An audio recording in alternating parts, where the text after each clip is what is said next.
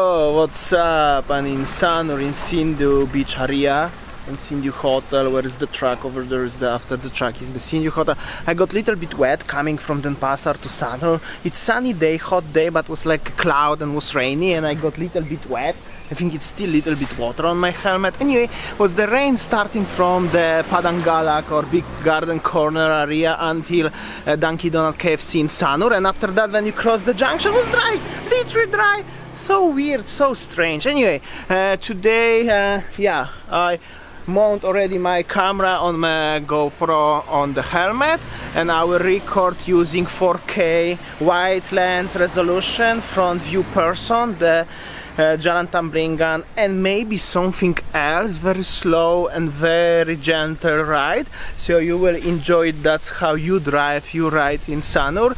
I know many people asking me always to go to Sanur and make a vlog in Sanur, so here we go today. Actually I have no idea what to talk too much, so just the intro at the moment. However, if I'm gonna meet something interesting on the way, I will stop and I will make a comment with that. So enjoy the ride and see you later somewhere where I'm gonna finish.